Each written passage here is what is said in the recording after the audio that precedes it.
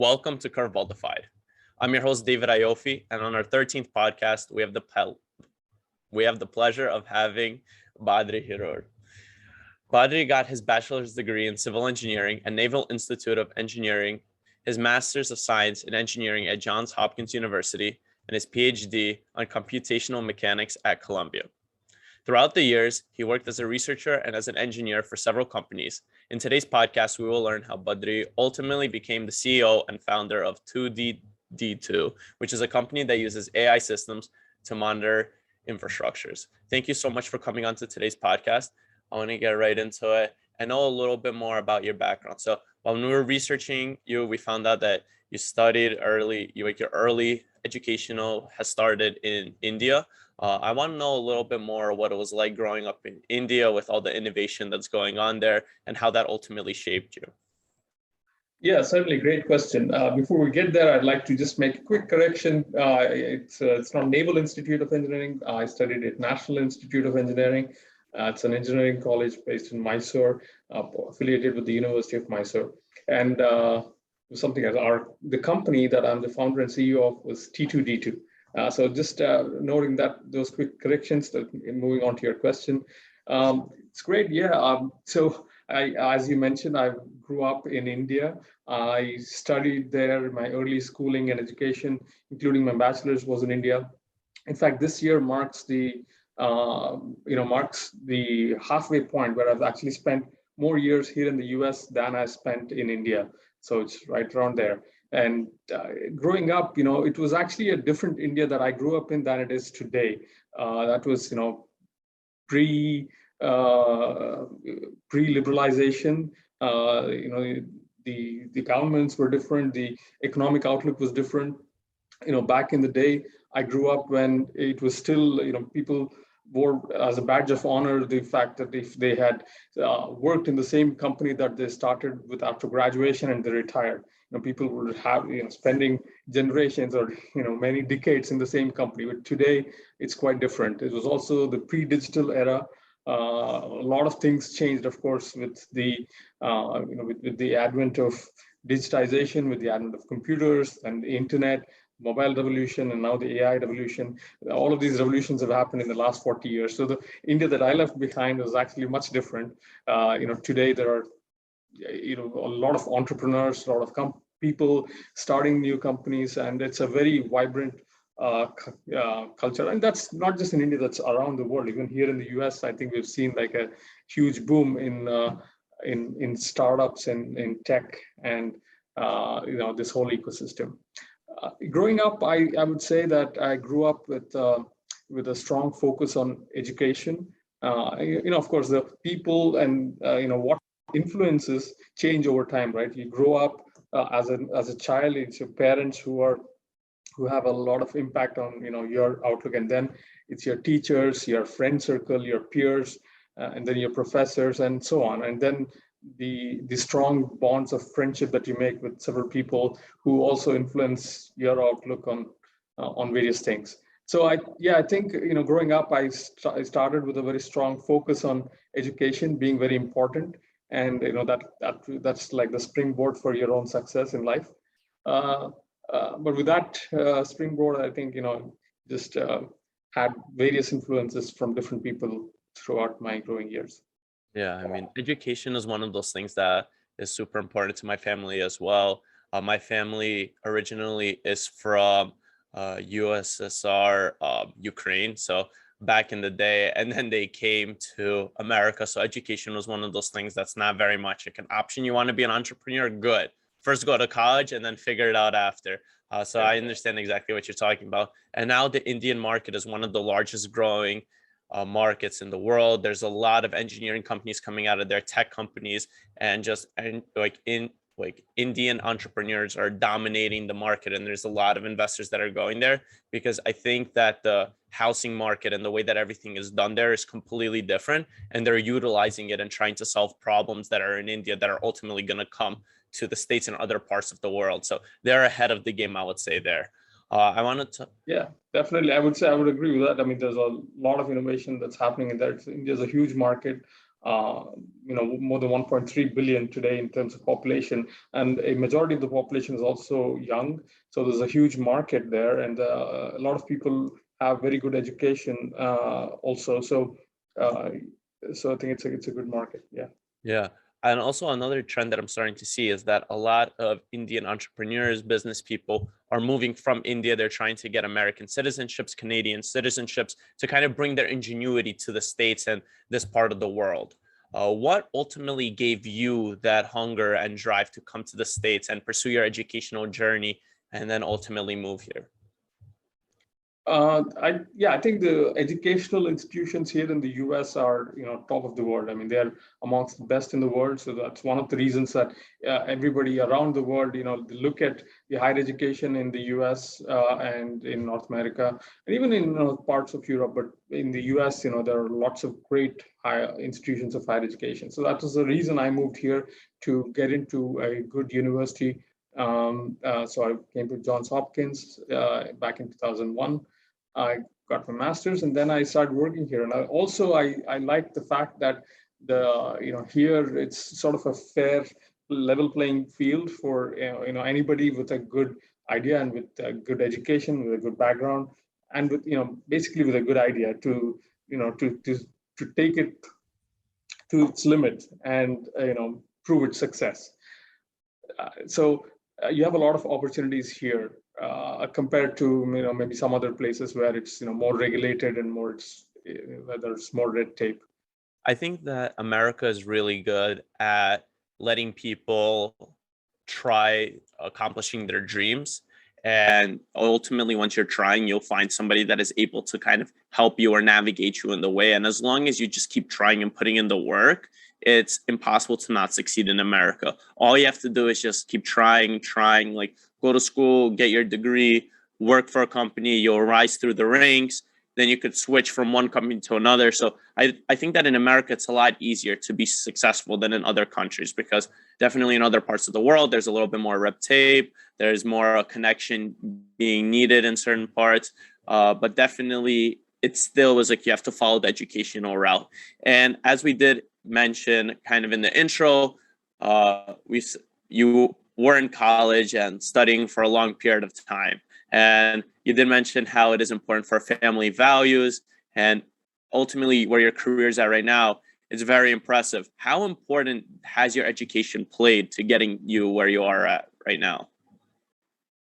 I think it has played an important role. Definitely very important role. So also I would like to add that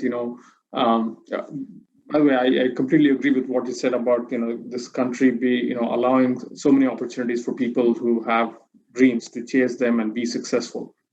Going back to your question about how education has played a role, I think it's definitely a very important one. I have had so many relationships also developed through my education that have helped me throughout the way. I've had some good friends. Back in college, I remember I had an entrepreneurial mind back right from the beginning. I had a few friends. We were always discussing different ideas. Will this work? Will that work? How could we make this work? Some of these were like outlandish, probably would never see the light of day. But some things I still feel, some of the ideas in college, if I have an opportunity, maybe I should chase them down, because so right from the beginning, I think education and the relationships you develop in college and the strong foundations have all kind of helped me along the way. One thing that I have noticed is that a lot of immigrants and people that weren't necessarily in America, born and raised, have like this hunger that is not found with most people, because they came from a place where they weren't able to succeed for certain circumstances. And now they come to a country and it kind of becomes like an easier way to succeed. It's like how they say, like, if you can make it in New York, you can make it anywhere, because the competition is so high here. So it's kind of like you're in a place where the playing field is not fair. And then you come here and everything is like so much easier to do. And that's why I think entrepreneurs, especially immigrants, are able to get to the next level, because the hunger that they have inside of them to succeed is more than normal people. And they see that, like, hey, all I have to do is put in the work. and that's what they do, and ultimately they get to the next level. And I think that a lot of immigrants are also are able to transition from one field to another because they see the opportunities. When we were looking at kind of your background, what you were doing, we noticed that you transitioned from civil engineering to computer science later on in your career, and you still have both of those degrees. What ultimately made you want to jump into the computer science field? Sure, it's a great question. I think I was listening to one interview by Astro Teller, the founder of Google X, the Moonshot program. That interview, he was mentioning how everybody, it makes sense for a lot of people, maybe not everyone, but it makes sense for a lot of people to take a deep look at their career paths and do sort of a hard reset or a reboot every 7 to 10 years. Although of course, in hindsight, I feel that I've kind of done that. So every few years, I've done sort of a hard reboot of my own career. So I started off, studying civil engineering, and then I got my master's also in the same field, but with a slight computational bent to it. So it was computational mechanics. It's a mix of mechanics, computer science, as well as applied math. So applied that initially to like thin wall structures. I worked in that field for a few years, and then I completely switched gears to go more deep into computational mechanics, which is, deeper into computer science and applied math, applied to the fracture mechanics problem. And I did my research. I spent a couple of summers at Sandia National Labs here, working on simulation of polar ice cracking, which is a large problem.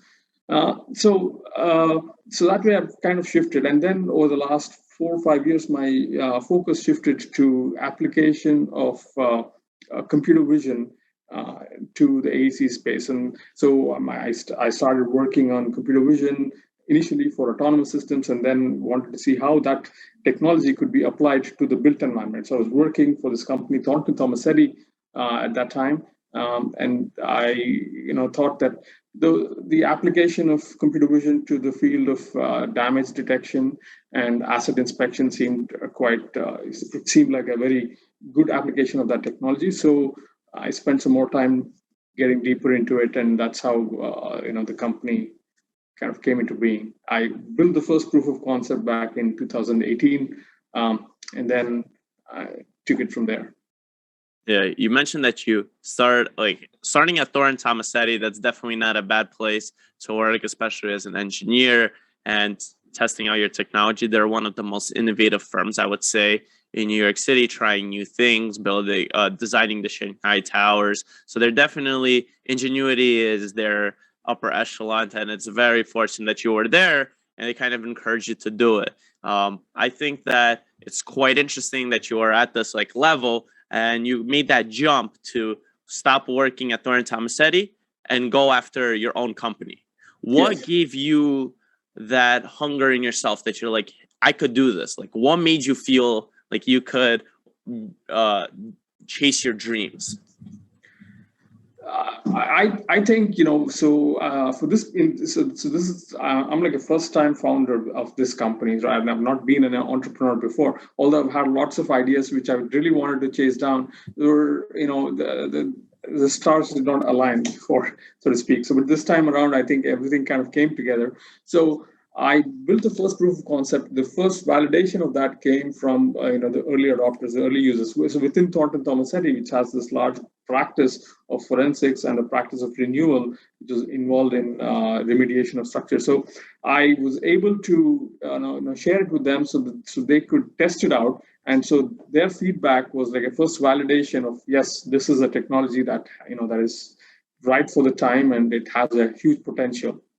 And that's what gave me the confidence to take it further and to develop it further.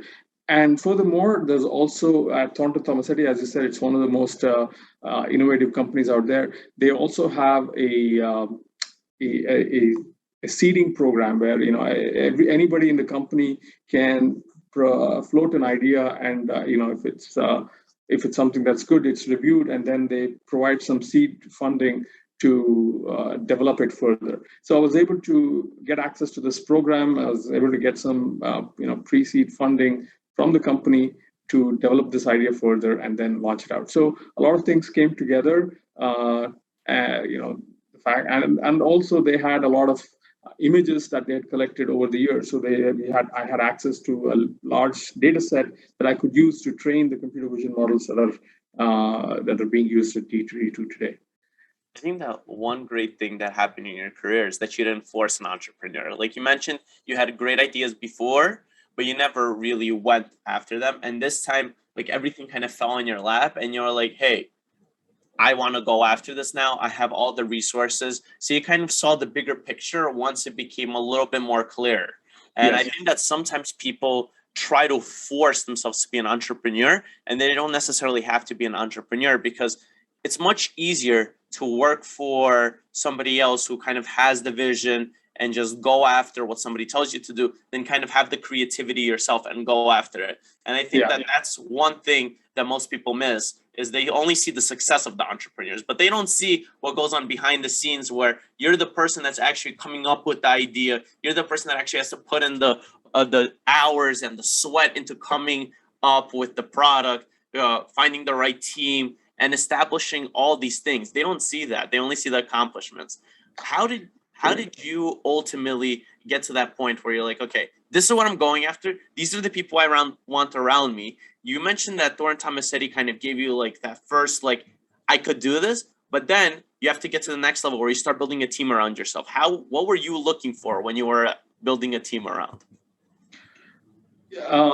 Great question. I think it's really very important to have the right team to be able to take your ideas further and develop, and also for the team, not to just to everything that you say, but actually push you back on certain things, to challenge you and to really validate the ideas that you have. Not all of the ideas that you have may be good, so some may not pan out. So it's very useful, very, very important to have the right team around you. So that's one of the qualities. So I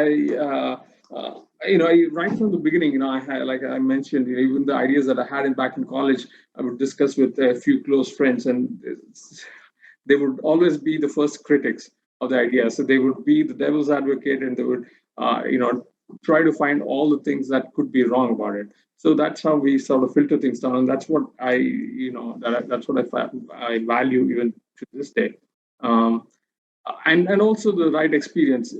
Today, I have in my team Jonathan Ehrlich. He's our chief operating officer. He's got a good background in prop tech. He's been with a few other startups before, and he's been with them as they scaled and as they grew. So he knows a lot of things about how venture capital is raised and all of that. So it's good to have a team that can fill in the gaps that you have. I would say I'm more of a technical founder, so my focus is more on the technical aspects of things, and I'm probably less of a salesperson. But sales is very important, to have a company that can grow. It's really important to have a really strong sales strategy. So it's important to have a team that can fill in the gaps in your own skill set, and as well as a team that can push back on ideas that may not be that may not really hold water. So it's good to have a well-rounded team. That's what I look for in the people that I would like to surround myself with. Yeah, I mean, my ultimate goal is to become an investor in a VC, and the stuff that I like to see is that the founders are themselves the ones with the technical skills, because any single person could go to a business school. But when you graduate a school with an engineering degree, it means a lot more. Myself being engineer, Levy being an engineer, and Lucas being engineers, all three of our founding fathers of the company, we're all engineers. So we know the work that goes into taking all these classes. And the fact that our ultimate goal is to work with engineering companies and help them raise capital and bring them to the next level, it shows the investors that we are actually knowing what we're talking about. We know what the industry wants because we were in those roles and we saw what is needed. So I think that it's super important to be in the technical side of things. It doesn't matter what field you want to work in. Becoming, I think the engineering degree is super valuable, as you did mention, because then you could transition to anything. So you are have like this whole technical skill, but now you're the CEO. So you're building all of these business skills. You're building how to raise capital, what to look for. You could learn those terms. Of course, you could learn how to be an engineer, but I feel like the engineering mindset is one of those things that you need to pre-establish before, because the way an engineer thinks and the way that a finance person thinks is completely different. The finance people, they focus too much on the numbers. The engineers focus on the reality. Yeah, true. I guess it depends on the type of company that you have. If it's a strong product focused company where you're actually scaling up based on the tech, definitely having that tech background, having that as the foundation in your founder, it makes a lot of sense. But I think looking at your own background and what you've been accomplishing at this young age, I'm really impressed. You guys are still in engineering school. You have your own podcast, and you're starting out in the venture industry, learning how entrepreneurship works, and I'm really impressed. And that's again, it's out here in the U.S. in these institutions of higher education that it's really possible. They let you spread your wings and go after a lot of things that you would otherwise not be able to. So hats off to you. The most important thing is to try, and if you fail, then you fail. But I don't want to have any regrets in my life where I would be like, oh, I wish I'd try to do something like that. And whenever somebody tells me I wish I did something, it's like, you don't have to wish. Go for it. Try to accomplish it. What's the worst that's going to happen? You're going to fail. Okay, you think you're going to be the only person that fails? Everybody fails eventually in their life, but it's about how you get up and persevere and get to the next level. You have to try, and that's the only way to succeed. Yeah, it's a great attitude. It's definitely coming. Yourself being a technical founder, you're able to find a flaw in the system. I want to know, how does T2D2 identify problems that the human eye cannot detect?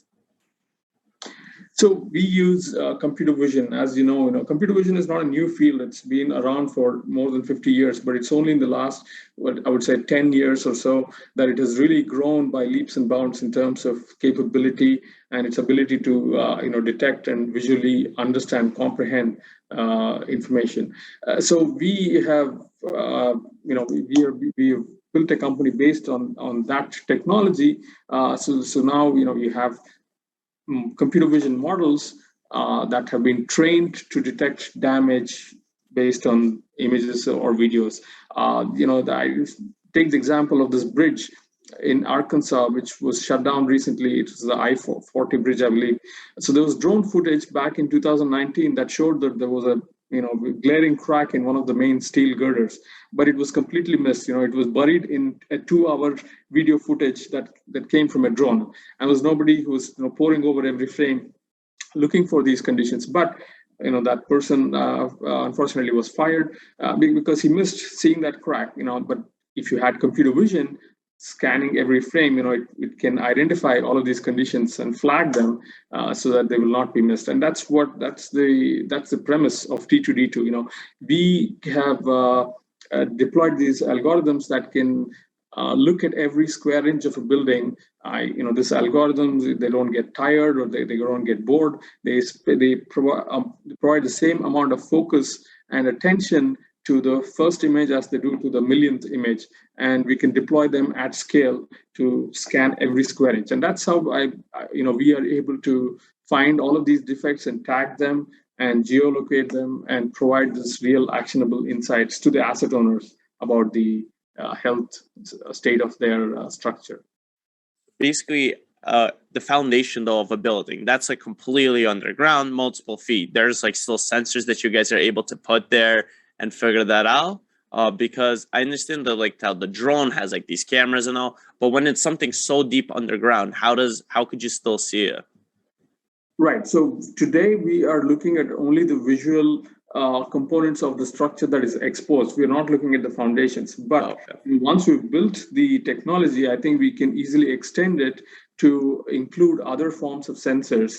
We could include acceleration sensors. We could use displacement gauge sensors and incorporate time history algorithms that can process the time history records from these sensors and flag if there are any issues. Back in my PhD program, I worked on one such research program where we were trying to identify a flaw in a structure based on limited sensor information. And that's called system identification. It's an inverse problem that can be solved. But that's not what we're doing at T2D2 today, but it is extendable in that direction. Right now, currently what's being done in the construction sector is that there's multiple phases that you have to go through. And every single phase, you have inspectors that come and make sure that certain things are done before the next layer comes on. And that happens until the final project. Do you think that ultimately T2D2 is going to be replacing the inspectors? So today, our focus of inspection is not those construction phases, although that is definitely something that we can do. T2D2 inspection starts the day that the project is complete.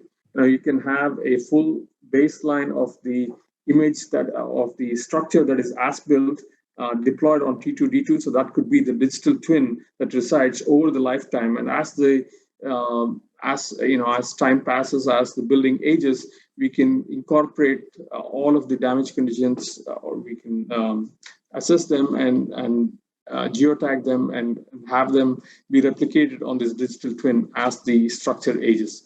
Where we come in is after post-construction, but definitely we can also be deployed during construction to do the inspection of various phases. And I'm sure that could also apply for if people are doing renovation, as well as during storms. I think that'd be a great use, so that you can monitor the structure and see like the before and after, and analyze where what parts of the building need to get patched up, what needs to be fixed. So there's definitely is a great use for what you guys are doing.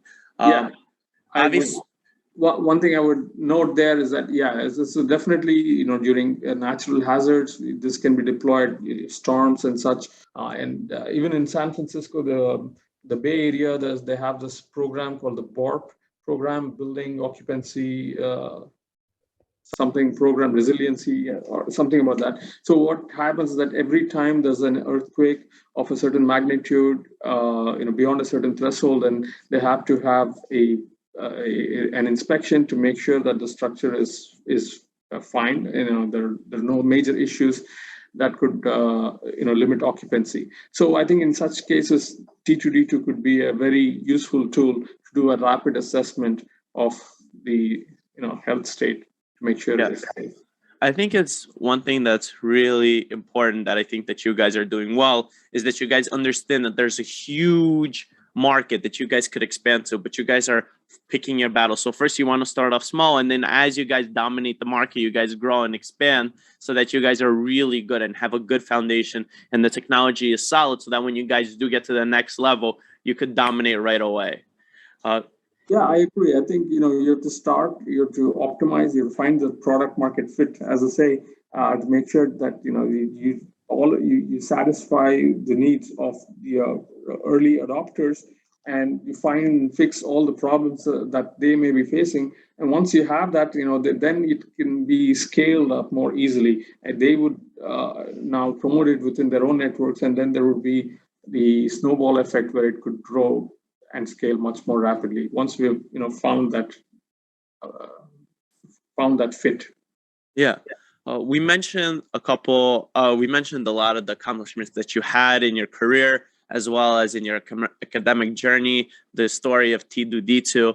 But like every single business, there's always a high and then there's a low. Can you mention a time where you were at a low point in T2D2 and kind of how you got out of it and got everything back on track? Sure. I think I can.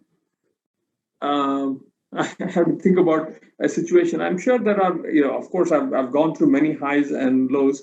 Even during capital raise initially, I've done so many pitches to many venture capitalists, and a lot of them they like the idea, but they may say, okay, come back to us at the next round. We'll be happy to dive deeper into it at the next round. So I've faced these disappointments, many times. But of course, I think you move on, you find out what it is that is resonating with them, what is it that you need to fix. I think you take an objective look at the feedback, and then I think that is much better instead of just ruminating over a lost or a missed opportunity. Yeah. Thank you so much for coming on today's podcast. We learned a lot about how important it is to believe in yourself and chase your dreams. This was a very interesting podcast. Myself being a civil engineer, Levy being a civil engineer, and hearing about your journey yourself as a civil engineer, kind of switching into computer engineering towards the end, and now coming up with technology that is definitely going to impact the world is super exciting for us. Thank you so much again. In the show notes, we'll put a website link to T2D2, as well as other information that you may want. I wanted to thank you again so much. And if you have anything that you want to say to the audience, you could say that now. Well, I appreciate the opportunity. This has been a really great conversation. Thank you, and I also congratulate you on on all of your success so far and what you're building. I think this is a great venue, for entrepreneurs and for the whole venture community that's in this field. Yes, thanks again for the opportunity, and it was nice talking to you. Thank you so much. Thank you so much. We already stopped the recording. I wanted to thank you again so much for coming onto the podcast. This has been like our first civil engineering based podcast. So it's been very exciting. When Levy and I were coming up with questions,